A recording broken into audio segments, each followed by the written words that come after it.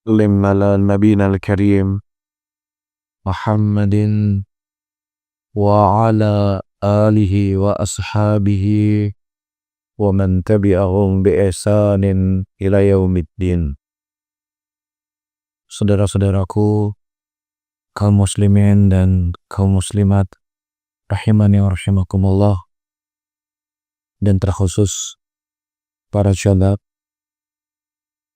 ketika kita berbicara atau membahas tentang Islam di benak kebanyakan manusia dan terkhusus para pemuda, Islam itu adalah sebuah agama yang membahas tentang bagaimana seseorang itu sholat, berpuasa, membayar zakat, naik haji, ya, atau hal-hal yang berkaitan hubungan seorang hamba dengan Allah.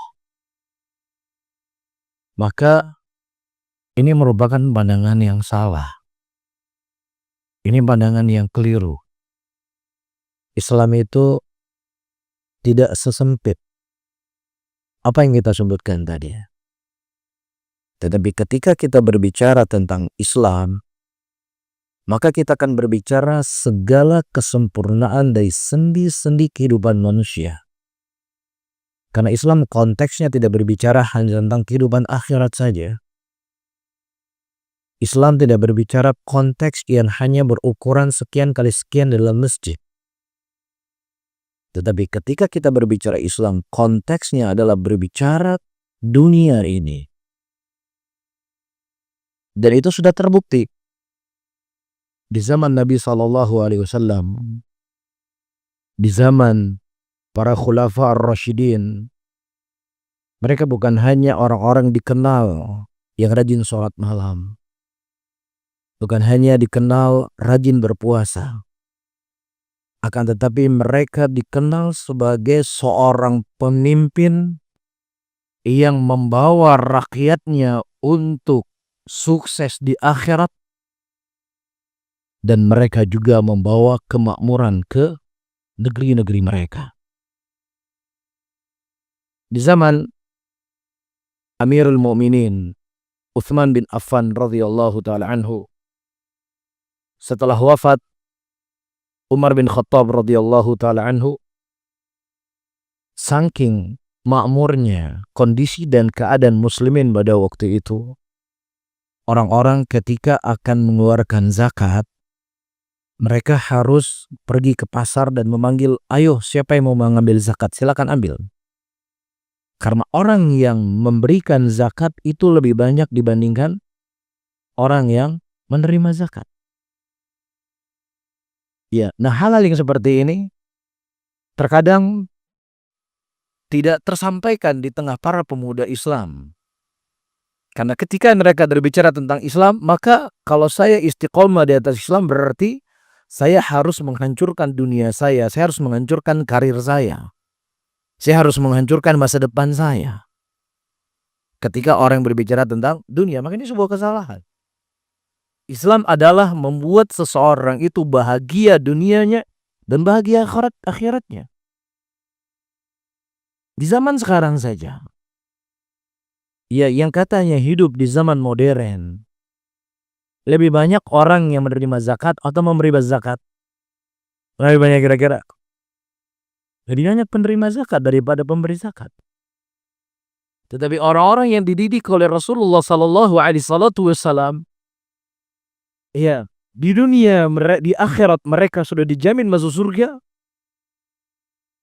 Dunia berada di bawah kaki mereka. Ketika Abu Bakar Siddiq radhiyallahu ta'ala anhu menjadi khalifah, dan beliau menyampaikan khutbah, di antara khutbah yang disampaikan oleh seorang Abu Bakar Siddiq radhiyallahu ta'ala anhu, aku bukanlah orang yang paling terbaik di antara kalian. Dan apa yang kalian lihat dariku kesalahan, luruskan aku. Dan kalau seandainya kalian melihat dariku sesuatu yang baik, maka bantu aku dengan kebaikan tersebut. Dan orang yang paling kuat di antara kalian adalah orang yang paling lemah di mataku. Dan orang yang paling lemah di antara kalian adalah orang yang paling kuat di mataku. Subhanallah. Belum ada universitas-universitas hebat di dunia melahirkan tokoh-tokoh pemimpin. Tapi ini telah diproklamirkan oleh seorang Abu Bakar As-Siddiq untuk mengajarkan keadilan. Maksud daripada ucapan beliau bukan berarti ketika kalian orang yang punya kekuasaan, punya harta, kemudian aku tidak menindak kalian. Tidak. Bukan juga sebaliknya ketika kalian orang yang lemah dari sisi kekuatan, lemah dari sisi finansial, kemudian saya semena-mena kepada kalian. Tidak. Justru orang yang paling lemah di antara kalian adalah orang yang paling kuat di mataku. Karena orang lemah harus dilindungi. Siapa yang mendidik seorang Abu Bakar As-Siddiq mengeluarkan kalimat-kalimat yang sangat indah ini? Dididik oleh Rasulullah SAW. Siapa yang mendidik Utsman bin Affan di zaman kekhalifahan beliau? Kehidupan manusia makmur sampai orang yang menerima zakat lebih sedikit daripada orang yang memberikan zakat. Siapa yang mendidik mereka? Rasul sallallahu alaihi wasallam. Dan belum lagi kita cerita tentang orang-orang kafir Rom dan Persia. Dua kerajaan, dua negara besar pada waktu itu, negara dikuasa. Mungkin kalau kita bahasakan hari ini mungkin Amerika dengan Cina atau Amerika dengan Rusia. Dan mereka takluk ya oleh pejuang-pejuang Islam. Oleh murid-murid Nabi Muhammad sallallahu alaihi wasallam. Di antara yang menaklukkan negeri-negeri pada waktu itu, di antaranya adalah Usama bin Zaid radhiyallahu ta'ala anhu ardahu yang umurnya masih 18 tahun. Berapa umurnya? 18 tahun. Tapi bisa menaklukkan banyak negeri pada waktu itu. Dan kemudian kita melihat dan berkaca dengan pemuda dan pemudi di zaman sekarang. Di tahun 2024 kaum Gen Z. Teknologi ini, teknologi itu, semua perkembangan dunia membandingkan antara anak umur 18 tahun sekarang dengan anak 18 tahun di zaman Nabi SAW. Anak 18 tahun sekarang bisa apa? Bisa apa kira-kira? 18 tahun. Bisa apa? Mungkin ya diamanahkan untuk menjaga kandang ayam, saya sama bapaknya nggak mampu. Jaga kandang ayam. Atau jaga kambing. Atau cuman disuruh jaga nanti kalau air sudah penuh dimatikan baknya ya. Dimatikan kerannya. Karena nggak mampu.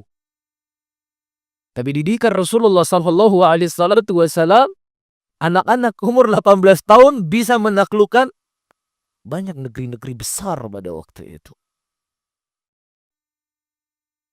Inilah yang ingin kita pelajari. Inilah yang kita ingin ketahui wahai para pemuda. Tidaklah hari ini para pemuda merosot akhlaknya, merosot ya cita-citanya. Cita-cita yang rendah. Dikarenakan mereka nggak punya tokoh yang mereka jadikan sebagai panutan dalam kehidupan mereka.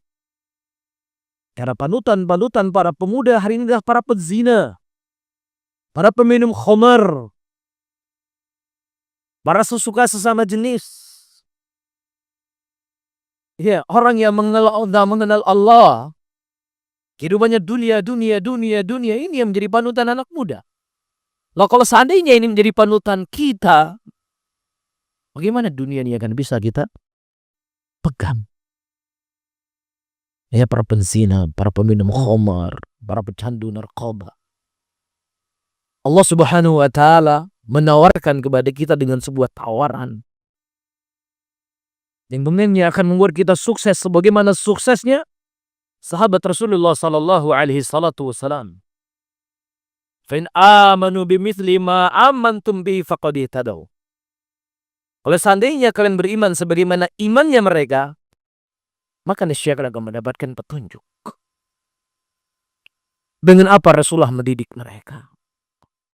Dengan apa Rasulullah sallallahu alaihi wasallam mengajarkan mereka, menanamkan dalam hati-hati mereka sehingga mereka menjadi orang-orang ditakuti oleh orang-orang kafir pada waktu itu. Ternyata di antara hal yang diajarkan oleh Rasulullah, diperkenalkan kepada mereka tokoh-tokoh yang bisa dijadikan panutan dalam kehidupan mereka. Allah Subhanahu wa taala mengatakan dalam ayatnya, ya wa kullan naqussu 'alaika min amba'ir rusul ma nuthabbitu bihi fu'adak.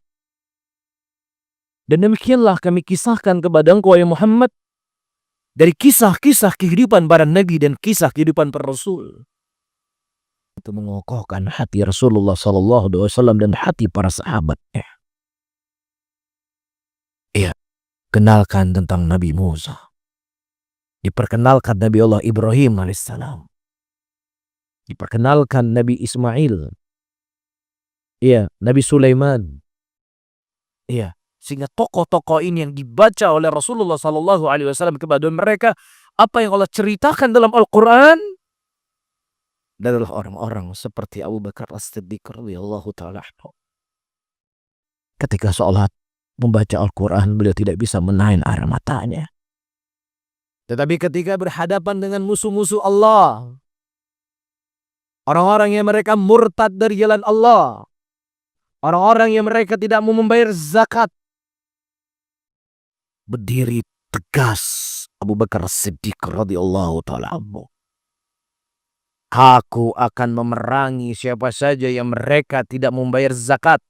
Kalau seandainya Rasulullah mengambil zakat dari pengekang kuda, aku akan tarik zakat dari mereka dan aku perangi mereka sampai mereka mengeluarkan zakat seperti apa yang dikeluarkan oleh Nabi SAW. Sehingga jasa besar Abu Bakar Siddiq ini disebutkan oleh Ali bin Madini rahimahullah. Hafidhallahu ad-din birajulin bi Abi Bakrin yawmur ridah wal imamu Ahmad yawmul mihnah. Allah menjaga agama ini dengan dua orang laki-laki. Dengan Abu Bakar As-Siddiq radhiyallahu ta'ala ketika terjadi fitnah murtadun, orang-orang yang murtad dari agama. Dan dijaga dengan Imamu Ahmad rahimahullah ketika terjadi fitnah khalqul Quran. Subhanallah, ketika mereka sholat, menangis, merengek kepada Allah. Tapi ketika berhadapan dengan manusia, yang mereka melanggar syariat Allah, kita lihat dia punya sikap yang sangat tegas.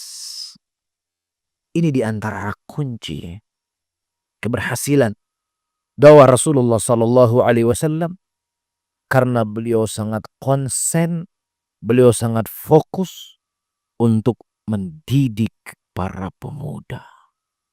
Sehingga ketika mereka dewasa, lahir seorang seperti Abu Bakar Siddiq. Lahir seperti Umar bin Khattab.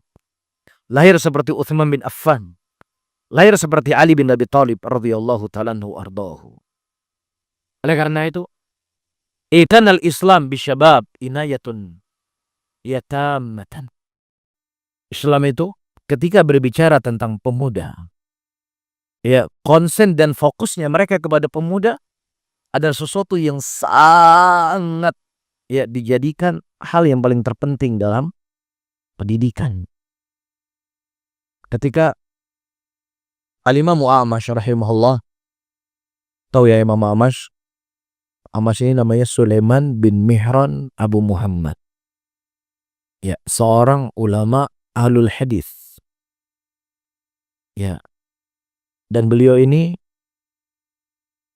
termasuk dari ulama yang unik. Ulama yang unik. Ya, kalau ada orang yang ribut di majelisnya, ada sedikit saja keributan itu dibubarkan pengajiannya, langsung bubar. Jadi tidak ada orang yang berani ribut di majelis beliau.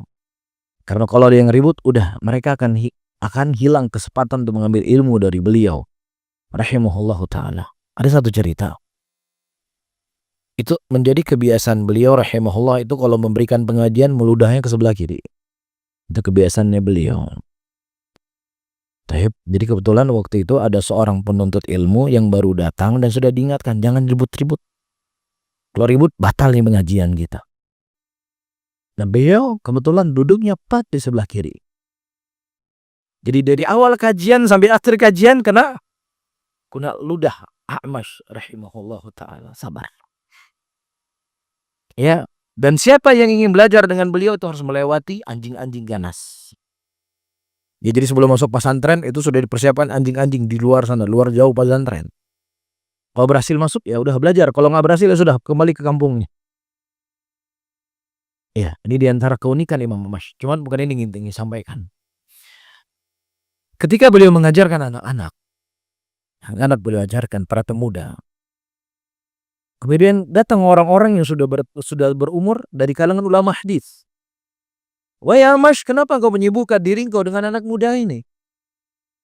Kenapa kau sibukkan dengan anak kecil seperti ini? Sementara para ulama hadis, mereka sedang menunggu engkau untuk menyampaikan hadis kepada mereka. Kemudian kata Imam A'mash rahimahullah, ahmak, ente ini dungu. Kalian sebentar lagi mati, sudah akan meninggalkan dunia ini. Anak-anak muda inilah yang akan melanjut estafet perjuangan dakwah Islam. Ya, perjuangan dakwah Rasulullah sallallahu alaihi wasallam. Jadi dari zaman Nabi sallallahu alaihi wasallam sampai di zaman para a'immah, ya, inilah yang menjadi fokusnya Islam. Karena ketika orang kalau belajarnya sudah umur 50 tahun, ada manfaatnya. Tapi ya 50 tahun, ya paginya ngafal, gak siang hilang, sejam setelahnya hilang.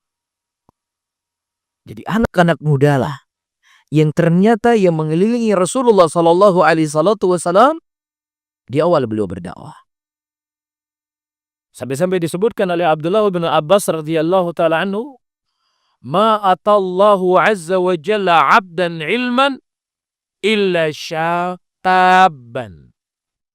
Tidaklah Allah subhanahu wa ta'ala memberikan ilmu kepada seorang hamba kecuali dia pemuda. Ya, oleh karena itu adik-adik semuanya, ketika Allah subhanahu wa ta'ala memberikan kepada antum hidayah untuk belajar, untuk menuntut ilmu, mengenalkan, difahami dengan Al-Quran, mengenal sunnah Rasulullah, ini merupakan nikmat yang sangat besar. Ini merupakan nikmat yang sangat agung. Para raja, para pejabat, para menteri, nama mereka harum ketika mereka punya jabatan karena manusia butuh dari dunia mereka. Tapi ketika mereka, jangankan mereka meninggal, sudah pensiun, manusia nggak butuh lagi sama mereka. Apalagi kalau dia sudah meninggal, terkuburlah namanya sekaligus sama jasadnya. Tapi para ulama, ya mereka menghabiskan umur dan waktu mereka untuk belajar, untuk menuntut ilmu agama. Mereka sudah meninggal ribuan tahun yang lalu. Jasad-jasad mereka telah terkubur dengan tanah. Dan sebagian besar jenazah kuburan mereka tidak diketahui di mana. Tapi seakan-akan mereka masih berjalan bersama kita. Seakan-akan mereka masih hidup. Seakan-akan mereka masih berada di zaman ini. Karena seringnya nama mereka disebutkan. Seringnya ucapan mereka dinukilkan. Seringnya nasihat mereka disampaikan. Wa amma az-zabadu fayadhabu jufa wa amma ma yanfa'un nas fayamkuthu fil ard. Adapun buih di lautan walaupun jumlahnya banyak, maka dia akan hilang begitu saja. Tetapi sesuatu yang bermanfaat untuk manusia, Allah subhanahu wa ta'ala akan abadikan di muka bumi ini. Yarfa'illahu alladhina amanu minkum walladhina utul ilma darajat. Allah mengangkat kedudukan orang-orang yang memiliki iman dan orang-orang yang memiliki ilmu dengan beberapa derajat sudah meninggal dari pentingnya mau. Ya, ialah keberkahan dari ilmu. Oleh karena itu para tulabul ilmi semuanya, jangan pernah merasa minder sama ahli dunia. Antum jangan merasa kerdiro, teman saya sudah kuliah di sana, nanti akan kerja di sini, akan kerja di ngano. Ya, apa yang mau kita cemburukan kepada ahli dunia? Yang halalnya itu akan dihisap oleh Allah, yang haramnya akan diikop oleh Allah, ya, yang bukan sesuatu terlarang akan menghalangi dia, atau bukan menghalangi, membuat dia terlambat masuk ke dalam surga. Apa yang membuat harus hasad? Apa membuat kita iri kepada ahli dunia? Tetapi yang membuat kita iri adalah orang-orang yang mereka semangat fokus belajar ilmu agama, yang itu akan memberikan kebaikan untuk dirinya. Dan dunia ini sesuatu yang mudah, teman-teman semuanya. Ya jangan sampai syaitan itu bisik-bisiki antum. Ini kalau misalnya di pesantren terus nih, kira-kira saya mau kerja apa? Ya, ini kalau saya masuk tahfidzul Quran, nanti saya mau jadi apa? Subhanallah. Ya, ini terkadang datang bisikan-bisikan syaitan. Ya, untuk menggiring kita dari ilmu itu sendiri. Bisa difahami? Jadi ketika Allah memberikan taufik dan hidayah kepada kita, kepada ilmu, pegang baik-baik. Mohon sama Allah agar kita diberikan hidayah oleh Allah, karena Islam itu nggak jaya dengan yel. Islam itu tidak akan kuat hanya sebatas takbir Allahu Akbar, Allahu Akbar. Islam itu tidak kuat hanya sebatas banyaknya umat Islam. Tetapi Islam itu akan kuat dengan ilmu yang mereka miliki. Rasulullah sallallahu alaihi wasallam menyebutkan dalam hadisnya, "Idza tabayyatum bil 'inah wa akhadtum adnab al baqar wa raditum biz zara wa taraktumul jihada." Kalau kalian telah melakukan jual beli dengan cara riba, dan kalian sibuk dengan ekor-ekor sapi dan sibuk dengan perdagangan kalian, dan kemudian kalian meninggalkan jihad di jalan Allah, maka Allah akan berikan kepada kalian kehinaan. Dan kehinaan itu tidak akan dicabut oleh Allah Subhanahu wa ta'ala. Sampai kapan, kata Rasulullah? Sampai kalian semua kembali kepada agama kalian. Kembali mempelajari agama. Ya, kembali menuntut ilmu, kembali kepada Al-Quran, kembali kepada sunnah. Dan kemudian kalian praktekkan dalam kehidupan kalian. Disitulah akan jaya umat Islam. Ya, bukan berarti apa yang kita sebutkan tadi, orang muslim nggak boleh kaya. Orang muslim silakan kaya. Maka muslim harus punya usaha yang besar, harus punya bisnis yang kuat. Tapi yang ingin kita sampaikan, jangan sampai kita meninggalkan ilmu untuk apa? Untuk mendapatkan dunia tadi. Itu yang saya maksudkan. Bisa difahami ya? Kemudian, perhatikan. Di antara konsentrasinya Rasulullah sallallahu alaihi wasallam disebutkan dalam beberapa hadis. Di antaranya datang hadis dari Abu Hurairah radhiyallahu taala anhu, di mana Rasulullah sallallahu alaihi wasallam mengatakan, "Sab'atun yudhilluhumullahu fi dhilli yauma la dhilla illa dhilluh." Ada 7 golongan yang mereka akan mendapatkan naungan di yaumul qiyamah, yang tidak ada naungan kecuali naungan Allah Subhanahu wa taala. Di antara yang disebutkan oleh Nabi sallallahu alaihi wasallam, syab nasya fi ibadatillah. Para pemuda yang mereka tumbuh dalam ketaatan kepada Allah Rabbul Alamin. Ini adalah motivasi Rasulullah kepada anak muda. Ini adalah dorongan Nabi sallallahu alaihi wasallam menyebutkan khusus anak muda dalam hadis ini, agar mereka menjadi orang-orang yang bersabar, mereka menjadi orang-orang yang tangguh, yang imannya kuat dan juga fisiknya juga kuat. Bukan anak muda yang lembek, bukan anak muda yang cengeng, ya bukan anak-anak muda yang lemah mentalnya, tapi anak muda yang siap berjuang untuk mempertahankan keimanannya, mempertahankan akidahnya, dan membela agama Allah Subhanahu wa taala. Ketika Rasulullah sallallahu alaihi wasallam mengajak para sahabat untuk melakukan perang, setelah sekian lama mereka menunggu, ya penindasan demi penindasan yang dilakukan oleh musyrikin, sampai-sampai mereka terusir dari negeri mereka. Dan jelas ini musyrikin Quraisy adalah kafir harbi. Ia telah mengusir Rasulullah, memerangi Rasulullah, merampas harta-harta mereka, membunuh muslimin. Ini kafir harbi namanya. Ditunggu oleh para sahabat Rasulullah kapan Allah memberikan izin kepada mereka untuk berperang. Kemudian datanglah ayat izin untuk berperang, dimulai dari perang Badar dan kemudian perang Uhud dan seterusnya. Ya, jadi perang yang mereka nantikan itu ibarat ya, ini ibarat saja. Ya, antum dengan segala aktivitas pekerjaan yang sangat banyak, ya, dan antum punya mimpi untuk berlibur ke sebuah tempat. Uang pun nggak ada, cuman mimpi saja. Tapi tiba-tiba datang seseorang memberikan kepada antum voucher liburan tempat yang antum mimpikan tadi dan dikasih izin untuk tidak masuk kantor. Kira-kira bisa bayangkan bagaimana bahagianya? Bahagia ya. Dan perlu kita ketahui kebahagiaan para sahabat ketika disyariatkan jihad itu mungkin lebih bahagia dari orang yang berlibur di tempat yang dia mimpikan tadi. Yang konsekuensinya apa? Meninggal. Gak tanggung-tanggung. Ada 6 pemuda yang sebenarnya bukan pemuda, masih remaja. Umurnya masih di bawah 15 tahun. Dan Nabi pada waktu itu tidak mengizinkan anak-anak, ya, yang masih umur di bawah 15 tahun ikut berperang, nggak diizinkan. Namun datang sebagian sahabat yang umurnya masih di bawah 15 tahun, di antaranya Rafi bin Khudaij, Samurah bin Jundub, ya, dan juga Usama bin Zaid, Abdullah bin Umar, Zaid bin Sabit, Abu Sa'id al-Khudri. Ada 6 orang sahabat yang kecil yang umurnya masih 15 tahun minta izin kepada Nabi untuk ngapain? Kalau di zaman itu ada game misalnya, ada game tahapan nama-nama game hari ini, kira-kira mereka minta izin main game atau izin untuk berperang? Mereka minta izin kepada Rasulullah, ya Rasulullah izinkan kami berperang.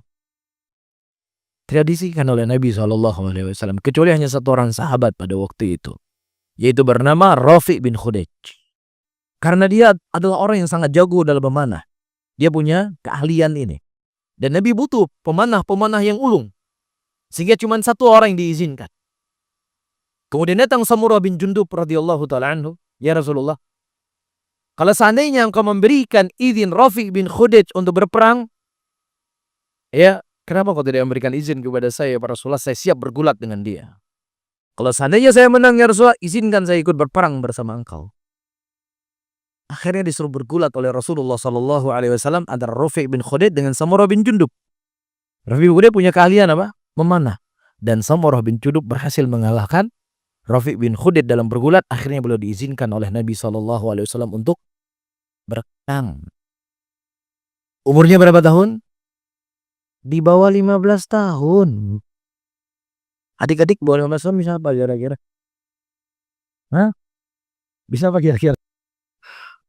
Ini yang maju perang loh. Islam ini ternyata agama perang ya. Islam ini ternyata agama ngajak anak-anak perang. Kita sudah sampaikan tadi. Saya mengatakan musyrikin Quraisy itu kafir harbi. Kafir yang memerangi umat Islam. Kafir yang mengusir Rasulullah dari negeri mereka, dari negeri beliau. Merampas harta para sahabat. Kafir harbi. Dan kafir harbi diperangi. Ya, kafir harbi diperangi. Kalau seandainya orang menganggap Islam ini agama darah, maka lazimnya juga Anda harus mengatakan pejuang-pejuang yang ada di tanah air untuk merebut, untuk mengusir Belanda, itu juga para terorisme. Kan begitu seharusnya. Mana yang lebih mulia sahabat Nabi atau pejuang-pejuang ada di Indonesia? Pejuang di Indonesia siapa yang mereka usir? Belanda. Penjajah. Dan demikian juga para sahabat mengusir para penjajah yang telah menindas para sahabat dan memerangi mereka. Dan mereka bersabar sekian puluh tahun lamanya. Demikian kondisi para pemuda. Ya, dididik oleh Rasulullah SAW. orang-orang yang kuat. Oleh karena itu Nabi SAW menyebutkan di dalam hadisnya, ya, laisa syadid, bukanlah orang yang kuat itu orang yang hanya sebatas kuat dalam bergulat saja. Tapi itu juga kekuatan. Akan tetapi orang yang kuat adalah orang-orang yang mereka sanggup menahan emosinya. Ini juga di antara sifat orang yang kuat. Jadi fisiknya ditempa oleh Rasulullah, emosinya juga ditempa untuk menjadi orang-orang yang siap untuk ya pemimpin ya pemimpin umat nantinya. Jelas ya? Nah, saya sebutkan di poin yang kedua ini, para hadirin dan hadirat, tadi kita menyebutkan secara umum dan kemudian kita lihat bagaimana cerita sahabat-sahabat yang masih kecil ketika mereka duduk bersama Nabi SAW. Diceritakan dari Malik ibn al-Huwairith radhiyallahu ta'ala anhu, ataina ila Nabi SAW wa nahnu syababatun mutaqaribun fa aqamna indahu 20 yawman wa laylah. Kata Malik ibn al-Huwairith, kami mendatangi Nabi SAW dan pada waktu itu kami masih umur pemuda. Syab, ya, umur pemuda. Dari 17 tahun sampai 33 tahun. Anak-anak muda. Mutaqaribuna, dan umur kami berdekatan. Dan kami tinggal bersama Nabi SAW selama 20 hari 20 malam. Belajar bersama Rasul di masjidnya Nabi Muhammad SAW. Wa kana Rasulullah SAW rahiman rafiqa. Dan Nabi adalah seorang pengajar yang sangat lembut, yang sangat penyayang. Ya, oleh karena itu, bapak-bapak, ya, jangan memandang para penuntut ilmu itu adalah dengan pandangan yang rendah. Cuman santri. Enggak. Para penuntut ilmu itu orang yang mulia, orang yang tinggi. Dan Nabi SAW sangat memuliakan mereka. Nabi sangat memuliakan para penuntut ilmu. Ketika seorang Abu Bakar As-Siddiq, ketika Abu Hurairah radhiyallahu ta'ala anhu, seorang pemuda yang miskin, gak punya apa-apa, bahkan tinggal di masjid, gak punya makanan, gak punya uang. Ya, kadang-kadang orang menganggap Abu Hurairah itu sudah gila. Karena apa? Ya karena dia ikat batu di perutnya. Kata Abu Hurairah, saya gak gila, tapi saya lapar. Menahan lapar. Tinggal di masjid. Terkadang dalam kondisi-kondisi tertentu, kalau Abu Hurairah sudah tidak sanggup untuk menahan rasa lapar tadi, dia berdiri di pojok jalan, menunggu ada sahabat-sahabat Rasulullah yang lewat.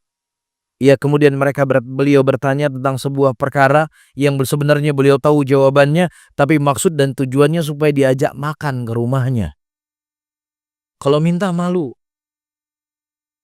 Lewat Abu Bakar As-Siddiq ditanya sebuah permasalahan, kemudian dijawab, kemudian berlalu. Lewat Umar bin Khattab ditanya sebuah persoalan, kemudian dijawab, kemudian berlalu. Ketika lewat Rasulullah SAW, kemudian Abu Hurairah bertanya sesuatu kepada Nabi, dan Nabi yang bukan maha lembut, Nabi yang lembut ini, yang penyayang ini, yang kesibukannya itu super sibuk. Ya, karena inilah penuntut ilmu yang mulia yang akan menyebarkan agama Allah. Rasulullah mengajak Abu Hurairah ke rumahnya Rasul. Ya, jadi teman-teman semuanya, antum yang punya kelebihan rezeki, jangan hanya dimasukkan orang-orang kaya saja ke rumah antum. Ya, jangan hanya makan semeja dengan antum orang-orang yang punya kedudukan. Para penuntut ilmu lah yang sebenarnya lebih berhak untuk kita memuliakan mereka. Sebagaimana Rasulullah memuliakan para penuntut ilmu. Kata Rasulullah, ya wahai Abu Hurairah, ayo ke rumah saya. Ayo ke rumah saya. Kemudian Nabi bertanya, wahai istriku, apakah ada makanan di rumah kita? Kemudian dikata istri beliau, tidak ada ya Rasulullah, kecuali susu yang baru diberikan hadiah kepada kita. Kemudian Nabi mengambil susu tadi, dan kemudian beliau berkata kepada Abu Hurairah, ya Abu Hurairah, panggil semua sahabat-sahabatmu yang ada di mana? Yang ada di masjid, di Sufah. Ya, lu Sufah mereka. Panggil mereka semuanya. Supaya kita minum susu bersama-sama. Ya, minum susu bersama-sama. Rasulullah sibuk nggak? Saya tanya sama antum, sibuk kan? Jadi jangan sampai ketika orangnya penuntut ilmu, para santri, saya nggak punya waktu sama kalian. Tapi kalau datangnya orang-orang ahlu dunia baru punya waktu. Enggak, tuh lihat gimana Rasul Shallallahu Alaihi Wasallam dengan super sibuknya beliau, tapi yang beliau fokus kepada para penuntut ilmu. Akhirnya Abu Hurairah berkata dalam hatinya, ini susu 1 gelas, sementara saya sudah lapar sekali. Saya saja nggak cukup mungkin susu tersebut. Bagaimana dengan sahabat? Kemudian harus dipanggil semua sahabat yang lainnya. Tapi karena ini merupakan perintahnya Rasul, akhirnya dipanggil oleh Abu Hurairah semua sahabatnya. Kemudian kata Rasulullah, ya Abu Hurairah, orang yang paling terakhir minum adalah orang yang menuangkan minuman. Beliau kan paling lapar tadi kan. Ya. Kemudian kata Rasulullah, orang yang paling terakhir minum adalah orang yang menuangkan minuman. Ya sudah. Ini sudah perintah Rasul. Ya sudah diberikan. Diminum sahabatnya. Hampir subhanallah semua ahlu sufah minum pada waktu itu. Dan air susunya itu masih tersisa. Kemudian Rasulullah SAW berkata kepada Abu Hurairah, ya Abu Hurairah, tinggal saya dan kamu yang belum minum ya Abu Hurairah. Ayo silakan kau minum minuman ini. Kemudian Abu Hurairah minum, kata Rasulullah, tambah ya Abu Hurairah, tambah ya Abu Hurairah. Kemudian Abu Hurairah berkata, saya nggak mau, perut saya sudah penuh ya Rasulullah. Beginilah gambaran Nabi kita Muhammad Sallallahu Alaihi Wasallam dengan para pemuda, dengan para penuntut ilmu. Ya, makanya sahabat Rasulullah Sallallahu Alaihi Wasallam ketika mereka kehilangan Nabi, mereka tuh sangat sedih sekali. Iya, jangankan meninggal oleh Rasulullah. Thauban radhiyallahu taala anhu, khadimur Rasul, pembantunya Nabi Muhammad sallallahu alaihi wasallam, ditinggalkan oleh Nabi di pagi hari dan kemudian Nabi kembali di malam hari dan kemudian Rasulullah mendapatkan wajah Thauban radhiyallahu taala dalam keadaan pucat. Sampai-sampai Nabi berkata, "Ya Thauban, kenapa kamu lapar atau kamu sakit?" Kemudian Thauban berkata, "Ya Rasulullah, saya nggak sakit ya Rasulullah, tapi saya rindu sekali dengan engkau ya Rasulullah. Saya nggak bisa berpisah denganmu ya Rasulullah, nggak bisa. Sesaat saja saya nggak rindu dengan engkau ya Rasulullah, bagaimana lagi kalau seandainya nanti engkau meninggal dan engkau akan berada di tempat yang paling tertinggi dalam surganya Allah, dan kalau seandainya Allah masukkan aku ke dalam surga, maka aku berada di tempat yang paling rendah ya Rasulullah. Aku tidak bisa bertemu dengan engkau ya Rasulullah. Dan bagaimana lagi kalau seandainya aku dimasukkan ke dalam neraka, aku tidak akan pernah melihat engkau selama-lamanya ya Rasulullah." Itu membuat aku sedih. Kemudian Allah menurunkan ayat dalam Al-Quran bahwasanya para sidikin, para syuhada, para solihin, ya mereka akan dikumpulkan oleh Allah Subhanahu wa ta'ala di dalam surga. Kenapa para sahabat begitu rindu dengan Rasul? Karena akhlak Nabi SAW rahiman rafiqa. Beliau sangat lembut, beliau sangat halus. Fama dhanna annahu qad istahina ahlana. Taib. Dan kemudian sampai kami sudah belajar 20 hari, kami rindu dengan keluarga-keluarga kami. Rindu dengan ibu di rumah, rindu dengan ayah di rumah. Ini tabiat ya. Ya adik-adik rindu sama ayah, ya sahabat juga rindu dengan orang tuanya. Sama seperti kita. Ya, tapi butuh kesabaran. Ya, setelah mereka belajar bersama Rasul, ya cuman kan mereka belajar sama Rasul 20 hari. Kalau mereka belajar sama Rasul 20 hari, mungkin perbandingannya kita belajar sekian lama kan. Karena Rasul yang mengajarkan mereka. Ketika mereka rindu dengan keluarganya mereka, makanya juga ya insya Allah mungkin setiap ma'had punya cara-cara ya di dalam mengatur peraturan-peraturan yang ada di ma'had dan di pesantrennya. Ya, dan yang paling ideal ya, semuanya baik insya Allah, tapi yang paling ideal ya murid-murid itu harus lebih sering dipertemukan dengan orang tuanya. Ya, jangan dihalangi orang tua berkomunikasi dengan anak-anaknya. Ya dikasih waktu berapa minggu sekali. Ya ini sahabat Nabi rindu sama keluarganya, sudah diizin pulang oleh Nabi Sallallahu Alaihi Wasallam. Ini bukan dalil jadinya ya. Jadi dalil gitu Ustaz ya. Nanti baru seminggu udah minta pulang. Enggak. Ya, kemudian saya baca sedikit lagi. Dan kemudian kami bertanya kepada Rasulullah Sallallahu Alaihi Wasallam, "Ya Rasulullah, kami sudah belajar bersama engkau 20 hari ini ya Rasulullah. Apa yang engkau berikan wasiat kepada kami? Apa yang harus kami khabarkan kepada penduduk kami nantinya? Apa yang harus kami dakwahkan? Kata Nabi SAW, irji'u ila ahlikum faqimu fihim wa'allimuhum wa muruhum wa dzakara asya' ahfaduha aw la ahfaduha. Rasulullah SAW mengatakan, kembalilah kalian bersama keluarga-keluarga kalian.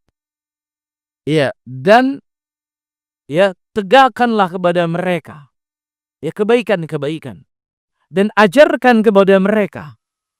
Ya, dan kemudian perintahkanlah mereka dengan perintah-perintah, dan Nabi menyebutkan beberapa perkara tersebut yang aku menghafalnya dan ada yang aku tidak menghafalnya.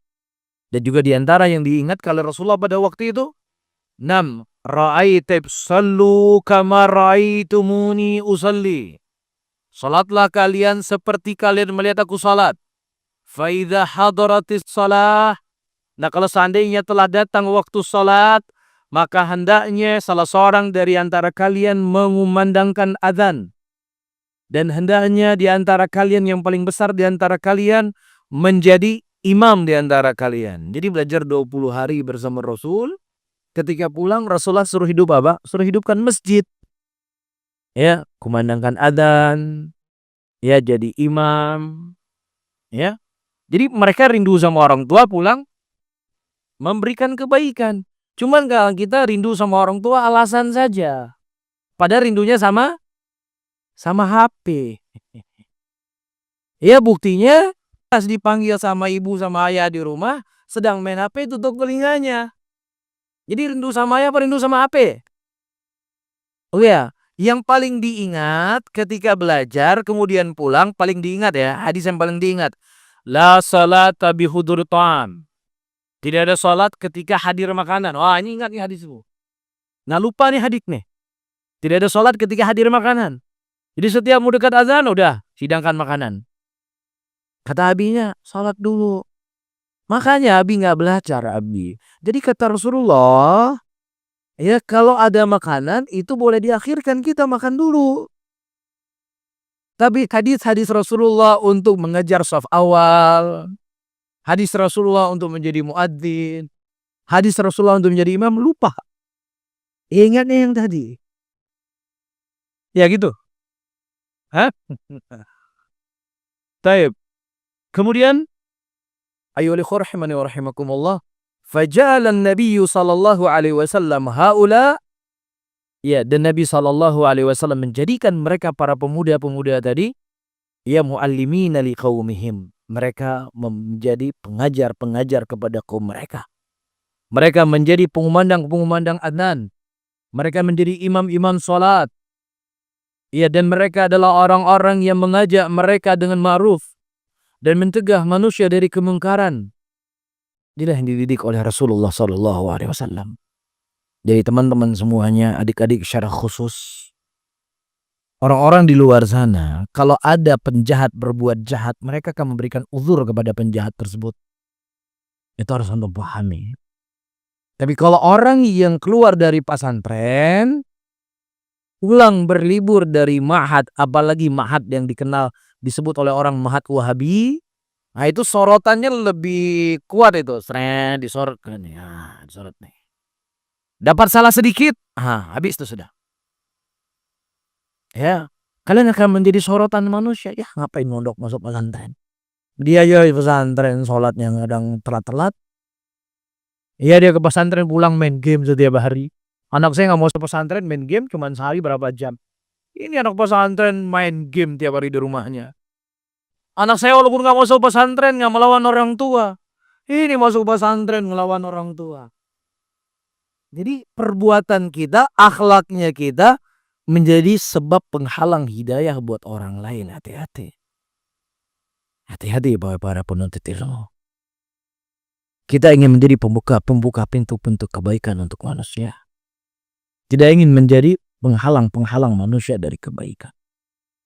Antum kan jadi contoh.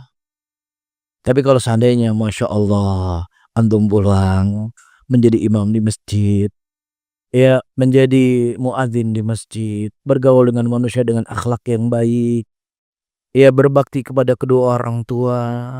Ya, apa yang antum lakukan itu menjadi mimpi dari orang tua yang lainnya agar anak mereka bisa masuk ke pesantren. Antum nggak berdakwah secara lisan mengajak mereka, tapi perbuatannya kalian mengajak mereka dan kemudian dia masuk pesantren dikarenakan akhlaknya antum, dan insya Allah antum mendapat pahala apa yang mereka ya lakukan daripada kebaikan-kebaikan tadi.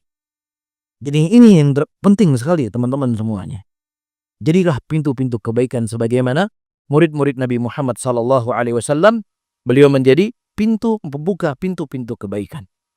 Kemudian saya cerita di sini tadi sudah kita sebutkan Malik ibn al-Huwairi. Kemudian ada seorang sahabat bernama Zaid bin Thabit. Qala qadima an-nabiyyu sallallahu alaihi wasallam Madinah. Dan Nabi pada waktu itu datang ke kota Madinah, berhijrah ke kota Madinah, dan kata Zaid bin Thabit, umur saya pada waktu itu adalah 11 tahun. Umur saya berapa? 11 tahun. Dan Nabi sallallahu alaihi wasallam yang memerintahkan aku untuk mempelajari, ya untuk mengajarkannya, menginformasikan kepadanya beberapa kalimat-kalimat dari kitab-kitab Yahudi. Ya, kemudian aku mempelajarinya, kata Zaid bin Thabit, ya nisfu syahr. Aku mempelajarinya pada waktu itu apa? Setengah bulan. Jadi perintah kalau Rasul umurnya berapa tahun? 11 tahun untuk mempelajari kitab-kitab Yahudi. Maksudnya mempelajari bahasanya mereka, supaya lebih mudah untuk menyampaikan dakwah. Berapa lama beliau belajar? Setengah bulan. Nisfu syahr, setengah bulan. Sampai Rasulullah sallallahu alaihi wasallam ketika beliau mengirim surat kepada orang-orang Yahudi, ya aku yang membahasakan dengan bahasanya mereka. Ya, berapa umurnya? 11 tahun. 11 tahun. Ya, maka bandingkanlah 11 tahun anak zaman sekarang dengan 11 tahun orang yang hidup di zaman Nabi sallallahu alaihi wasallam. Jadi Nabi dikelilingi oleh anak-anak muda. Yang membantu berdakwah adalah anak-anak muda. Ketika Rasulullah berdakwah pertama kali di Mekah, kita mundur ke belakang. Nabi berdakwah di rumahnya siapa? Di rumahnya siapa? Bait al-Arqam. Bait al-Arqam. Al-Arqam ini adalah anak muda, pemuda. Iya, Abu Bakar dulu juga masih muda. Umar juga dulu masih muda. Utsman juga masih muda. Ali juga masih muda. Iya, ketika Rasulullah diangkat sebagai Rasul, mereka ini semua para pemuda. Ya, dan ternyata inilah yang menjadi kunci tersebarnya Islam seantero dunia, ditakuti oleh orang kafir karena adanya anak muda yang membantu dakwah Nabi Muhammad sallallahu alaihi wasallam. Dan kemudian kata Zaid bin Thabit, "Walamma arada Abu Bakar wa Umar jamal Quran." Berarti Rasulullah sallallahu alaihi wasallam itu berada di Madinah berapa tahun? 10 tahun kan? Ya, 10 tahun. Rasulullah berada di Madinah. Berarti ketika umur beliau 11 tahun, ketika Rasulullah meninggal umurnya kurang lebih 21 tahun. Di zaman Abu Bakar As-Siddiq menjadi khalifah, dan banyak para penghafal Al-Quran pada waktu itu terbunuh, dan dikhawatirkan Al-Quran itu akan apa? Akan hilang. Akhirnya diperintahkan oleh Abu Bakar As-Siddiq dan Umar bin Khattab untuk mengumpulkan Al-Quran yang terpencar-pencar tadi. Siapa yang ditugaskan oleh Abu Bakar dan Umar? Utsman bin Affan. Siapa lagi yang ditugaskan untuk mengumpulkannya? Zaid bin Thabit.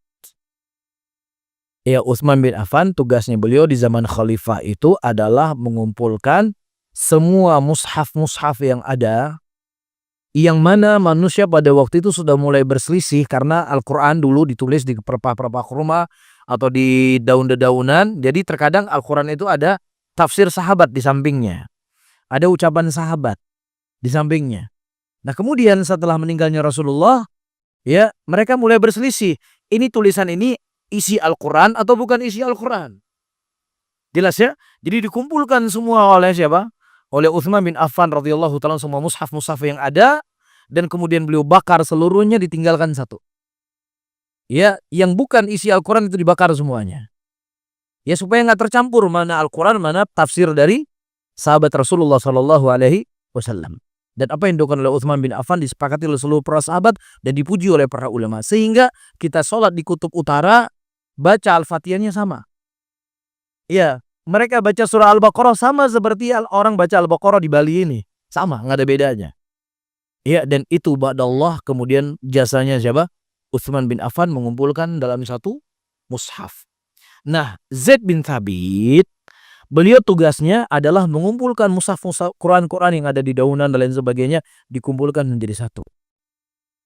Kata beliau, memindahkan gunung itu lebih ringan daripada saya mengumpulkan mushaf yang terbencar-bencar ini. Karena tugas berat ini. Karena ini wahyu. Ya, siapa yang mengerjakannya? Anak muda, umurnya 20-an tahun. Iya, berarti beliau hafal Al-Quran. Iya, beliau tahu ayatnya ini dimasukkan ke ayat apa, di surat apa. Cerdas, pintar. Faham dengan Al-Quran. Ya, ini Zaid bin Thabit. Tapi sampai-sampai kata beliau, wa hadzal amalu min akhtaril a'mal fi tarikhil Islam. Ya, disebutkan di sini bahwasannya amalan ini merupakan amalan yang paling berbahaya dalam sejarah Islam, karena harus menjaga kitab sucinya yang diturunkan oleh Allah Subhanahu wa ta'ala. Harus bisa dipisahkan mana yang itu ayat Quran dan mana bukan ayat Al-Quran. Dan juga disebutkan dari Ali bin Abi Thalib, kalau sudah habis waktunya tolong diisyaratkan ya. Ya, saya pinginnya segera diisyaratkan. Qala Ali bin Abi Thalib radhiyallahu ta'ala anhu, perhatikan. Ba'athani Rasulullah sallallahu alaihi wasallam ila Yaman. Rasulullah mengutus aku ke negeri Yaman. Fakultu, ya Rasulullah, taba'athuni wa ana syabun. Ya Rasulullah, engkau mengutus aku ya Rasulullah, sementara aku ini anak muda. Anak muda berapa umurnya kita sebutkan tadi? 17 sampai 33 tahun. Itu syabun. Ya, kalau 33 sudah ke atas itu namanya kuhulun. Kalau 40 ke atas sampai sudah di atas 50 seterusnya namanya syekhu. Ya, syekh. Jadi umur anak muda itu 17 sampai 33 tahun. Itu masih syabun. Ya, kalau di atas namanya kuhul. Nah, kata Ali bin Abi Thalib, ya Rasulullah, engkau mengutus aku ke negeri Yaman dalam keadaan aku seorang pemuda, yang mana tugasku adalah untuk mengurusi urusan-urusan di antara mereka. Berat nggak masalahnya ini? Ada orang yang berselisih A dan B, Ali disuruh ngurusin. Ini bukan pekerjaan yang mudah, tapi kalau cuma mengajar, ya mengajarkan ilmu, ini hukumnya haram, ini hukumnya halal, mudah kan? Masih lebih mudah dibandingkan mengurusi urusan-urusan manusia. Dia punya masalah warisan, Ali yang terjun membahas di situ. Ini urusan istri dengan suami ada masalah, udah Ali yang terjun di situ. Kata Ali, ya Rasulullah, saya seorang pemuda.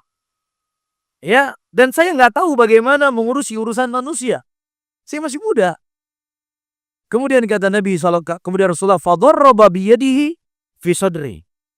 Dan kemudian Nabi memegang, memukul, menepuk dadanya Ali bin Abi Thalib radhiyallahu taala anhu. Kemudian beliau berkata, Allahumma hadi qalbahu wa thabbit lisanahu. Ya Allah, berilah hidayah kepada dalam hati kepada Ali dan kokohkanlah lisannya. Qala famasyaqqtu ba'da fi qada'i bainal itsnain. Setelah itu aku tidak pernah lagi ragu untuk memutuskan dua orang yang berselisih. Fa'atamada an-nabiy sallallahu alaihi wasallam ala Aliyun wa huwa syabun. Dan Nabi memilih Ali untuk mengurusi urusan manusia bukan di kampungnya, di kampung orang lain di negeri Yaman, dalam keadaan umur beliau adalah masih sangat muda. Teman-teman semuanya, ketika kita ditanya sebuah permasalahan, ini hukumnya tidak boleh, haram. Dalilnya demikian. Ketika kita tidak ada orang yang orang yang menekan kita, itu lebih mudah kita sampaikan. Tapi ketika dia menjadi qadhi, menjadi hakim, akan ada tekanan dari pihak A, ada tekanan dari pihak B. Si B mengatakan dia benar, si A mengatakan dia benar. Dan ahli harus memutuskan mana yang benar. Sulit nggak? Sulit, ini bukan hal yang mudah ini. Sulit. Ya, saya sebutkan contoh lah dalam kehidupan sehari-hari. Ada seorang pemuda yang udah ngaji, udah berhijrah. Cita-cita saya nanti kalau menikah, ya saya tidak mau ada ikhtilat. Saya nggak mau ada musik-musik. Saya nggak mau istri saya dilihat oleh orang lain. Harus dipisah. Ya, ini yang harus saya pegang. Ini ilmu yang saya yakini. Tapi nanti ketika kita sudah melamar dengan seorang akhwat, seorang wanita, apalagi wanita itu kembang desa. Nah, kalau kamu menikah dengan anak saya, syaratnya harus digandeng kamu di pelaminan dan harus pakai pakaian adat. Ini anak perempuan saya satu-satunya ini. Saya nggak punya anak perempuan yang lain. Kalau nggak sekarang kapan saya akan bisa melihat anak saya berada di atas pelaminan? Apalagi nggak ada musik-musik, nggak bisa. Apa kata saudara-saudara saya? Ini kok seperti ziarah kubur nih, sepi-sepi di sini. Iya, kalau memang kamu ikut syarat, lanjut. Kalau kamu nggak ikut syarat, ya mohon maaf. Mungkin ada yang lain yang kamu bisa nikahkan. Ya, kira-kira gimana? Lanjut atau mundur? Hah? Mundur sekarang. Tapi ketika diperhadapkan, lanjut atau mundur? Lanjut. Ini kembang desa masalahnya. Ini dicari sedulu di pesantren, ya ada sekian banyak santri, itu semua yang diarahkan. Ternyata saya diterima. Mulai kan masuk kan, ini kadang memang ada khilaf ulama dalam masalah ini. Ini kan darurat ini akhaf dororen ini. Kalau saya nggak nikah, saya terjatuh dalam zina. Ya sudah, nikah lebih ringan. Mulai kan? Jadi maksud yang ingin saya sampaikan, manusia ketika dia ada tekanan-tekanan, sesuatu yang dia yakini itu adalah sebuah kebenaran, ketika dapat tekanan itu akan menjadi berat untuk dirinya. Ya. Nah inilah tugasnya Ali bin Abi Thalib, maka kata beliau, sulit, susah. Ya. Tetapi Ali bin Abi Thalib berhasil menjadi qadhi di antara mereka, memutuskan dengan hukuman Allah seadil-adilnya. Siapa? Bukan kakek-kakek yang dikirim, pemuda oleh Nabi SAW. Dan juga ayyuhal rahimani wa rahimakumullah, disebutkan dari Sya'bi atau disebutkan dari Abdullah bin Abbas radhiyallahu taala anhum. Atau saya nggak baca lagi sahabat sudah mewakili beberapa sahabat yang lainnya. Di sini saya sebutkan dari Al-Imam Syafi'i rahimahullahu taala. Imam Syafi'i lahir di Gaza. Dan bapak beliau meninggal dalam keadaan beliau tuh masih kecil. Ya, dan beliau dibawa oleh ibu beliau ke negeri Mekah. Dan umur Imam Syafi'i pada waktu itu sanaten. Beliau pindah dari Gaza, ya, bersama ibunya dalam keadaan umur beliau pada waktu itu 2 tahun. Fayansha'u biha wa yaqra'ul Qur'an wa ibnu sabasinin. Dan beliau hidup dengan ilmu, dididik oleh ibunya, dan beliau sudah menghafal Al-Quran. Umur beliau pada saat itu 7 tahun. 7 tahun sudah hafal Al-Quran. Wa yahfadul Muwatta wa ibnu Ashar. Beliau menghafal kitab Muwatta Imam Malik, kitab hadis Imam Malik. Itu umurnya berapa tahun? 10 tahun. Ini kalau kita tanya ya sama para hadirin semuanya, Arba'in Nawawi, 40 hadis Arba'in Nawawi hafal atau tidak? Hafal. Ya bapak-bapak hafal enggak? Hafal hadis pertama, innamal a'malu binniyat. Alhamdulillah. Ya walaupun satu hadis hafal, alhamdulillah. Ya ini Imam Syafi'i umurnya 10 tahun sudah menghafal kitab Muwatta Imam Malik. Dan beliau sudah menjadi mufti umurnya 15 tahun. Jadi mufti di zaman itu. Kita jangankan menjadi mufti, jadi ketua kepala kamar aja nggak becus. Pada umurnya sudah dekat 20 tahun. Ini 15 tahun udah jadi mufti.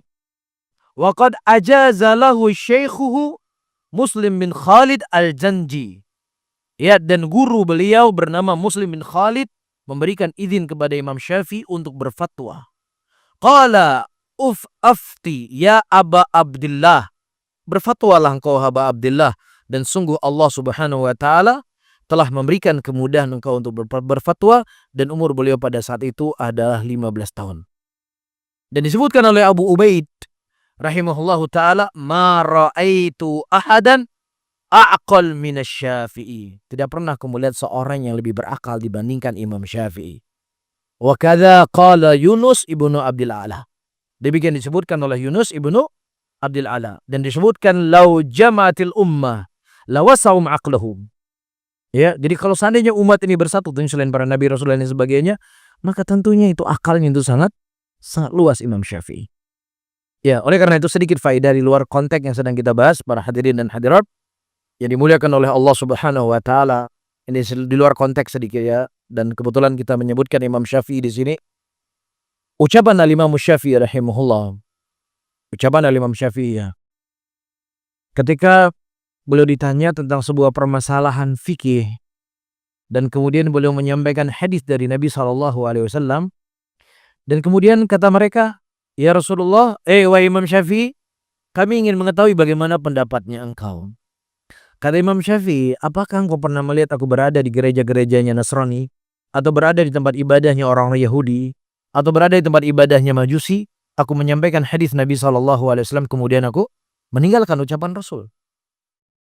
Iya, jadi manusia di dalam memahami ucapan Syafi'i ini ada dua golongan. Golongan yang pertama, mereka mengatakan Imam Syafi'i saja pakai dalil. Jadi ngapain kita pakai ulama? Udah pakai dalil tuh. Satu. Pemahaman yang kedua menunjukkan kepada kita bahwa Imam Syafi'i adalah seorang ulama yang sangat kuat berpegang teguh di atas sunnah Rasulullah SAW. Seorang alim yang sangat mencintai hadis Rasulullah, sehingga nggak perlu ragu di antara kita untuk menjadikan fatwa beliau sebagai sesuatu yang dijadikan sebagai sandaran. Ya, kira-kira mana yang benar, satu atau yang kedua? Ya, terkadang orang membawa ucapan ini kemudian meninggalkan ucapan Imam Syafi'i rahimahullahu ta'ala, dan kemudian dia mengambil ucapan orang-orang yang ada di bawahnya jauh kedudukan dibandingkan Imam Syafi'i rahimahullahu ta'ala. Perhatikan, Imam Syafi'i itu dilaqabi sebagai nasirus sunnah, pembela sunnah Rasulullah SAW. Namun bukan juga berarti ayyuhal ikhwah rahimani wa rahimakumullah, kedudukan beliau seperti kedudukan Nabi, enggak. Cuman saya ingin mengkhabarkan kepada antum, Imam Syafi'i adalah ulama besar. Ya, ulama yang beliau menghabiskan semua umur beliau untuk belajar. Betul enggak? Kita sebutkan umurnya 7 tahun hafal Quran. 10 tahun hafal Muwatta Imam Malik. 15 tahun sudah jadi mufti. Jadi kemana beliau pakai umurnya? Kalau misalnya nongkrong ngopi sana, ngopi sini, ya berselancar ke laut sana, ke laut sini, berlibur ke gunung sana, ke gunung sini, kira-kira jadi nggak Imam Syafi'i? Nggak mungkin jadi. Jadi memang beliau menghabiskan umur beliau untuk apa? Untuk berkhidmat kepada hadis-hadis Rasulullah SAW. Inilah diantara tokoh-tokoh, adik-adik semuanya, ya, panutan kita. Ya, jadi jangan sampai Ronaldo lebih kita cintai daripada Imam Syafi'i. Ya, jangan sampai Messi lebih kita cintai daripada sahabat-sahabat Rasulullah SAW. Ya, kalau antum senangnya sama Ronaldo dan lain sebagainya, perlu diketahui siapa dia. Ya, apa jaminan dalam kehidupannya? Nggak ada. Ya, maka jadilah tokoh-tokoh yang mulia, tokoh-tokoh yang bisa kita jadikan panutan. Ya, dengan terus menggali, mempelajari ya kehidupan para ulama, kehidupan para sahabat, kehidupan para nabi. Ya, para ulama salaf terdahulu mengatakan, kami mengajarkan sirah kepada anak-anak kami seperti kami mengajarkan Al-Quran kepada mereka. Mengajarkan Al-Quran kepada mereka. Subhanallah. Menunjukkan fokusnya mereka untuk ya mengajarkan tokoh yang harus menjadi panutan para pemuda agar mereka tidak salah arah dan tidak salah langkah. Wallahu ta'ala alam. Bisop, langsung sholat selesai. Mungkin ini yang bisa saya sampaikan. Mudah-mudahan bermanfaat untuk saya sendiri dan juga para hadirin dan hadirat. Dan terakhir, bersabar. Bersabar dalam menuntut ilmu, ya, dan bersabar sesaat itu jauh lebih baik daripada kita tidak bersabar kemudian hidup dalam keadaan kebodohan sampai kita mati. Wallahu ta'ala alam bisawab. Saya tutup. Subhanallah wa bihamdika, asyhadu an la ilaha illa anta, astaghfiruka wa atubu ilaik. Wassalamualaikum warahmatullahi wabarakatuh.